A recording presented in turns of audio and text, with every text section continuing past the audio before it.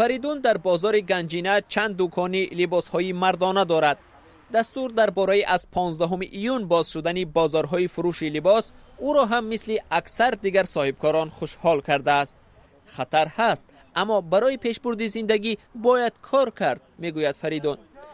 تا بسته شوی مرزها این صاحبکار تاجیک از ترکیه لباس‌های تابستان آورد، اما بازارها بسته شد و او نتوانست مالش را به فروش گذارد. همون نرخ ترکیه میفروشی، خالی و مقصد دیگه فایده نیست ای او چیز. سیزنش گذشته که هم یک ماه پس میخرن یا نه؟ اگر بخرن میخرن، نخرن سال دیگه از صدقه میشد. ستاد جمهوری مقابله با کرونا ویروس نو در تاجیکستان دستور داده است که بازارهای فروش لباس، طربخانه و مهمانخانه ها و کاشانه های حسن از 15 ایون دوباره به کار سر کنند.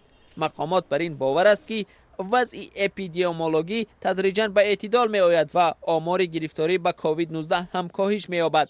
با تاکید مقامات روزهای اخیر یگان حالتی فوت ثبت نشده است، ولی مسئولین سازمان جهانی تندرستی در تاجیکستان گفتند هنوز پیک و یا اوج بیماری همگیر پس سر نشده است. حکومت تنها در صورت میتواند با باور از پس سر شدن پیک یا اوج بیماری خبر بدهد که اگر در کشور میزان تستگذرانی بیشتر به راه مانده شود. در هر صورت ضرور است حالتهای شبهناک را تشخیص و تصدیق و آشکار نمود. در وزارت تندرستی میگویند برای پیشگیری از موج دوم بیماری تدبیرهای ضروری را روی دست گرفتند. سر از روز اول باز شدن بازار و مغازه و مهمانخانه ها در کشور، افراد بی نقاب جریمه بندی می شوند. اپیدمی قریب پس سر شد و آمارهای الترناتیوی درباره شماره قربانیان کرونا ویروس که از معلومات رسمی 10 مراتب بیشترند نادرست است، میگویند مسئولان وزارت تندرستی تاجیکستان.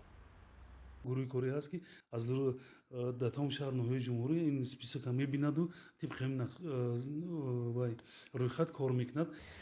مقامات تاجیکستان به خاطر پیشگیری از سرایت کرونا ویروس بستن نقاب‌های طبی را حتمی نمودند، ولی برای سرکشی از آن تا حالا زمینه‌های قانونی مجازات وجود ندارد و حالا معلوم نیست که برای گشت و گذار بی نقاب در خیابان‌های شهر یک نفر چقدر جریمه خواهد شد.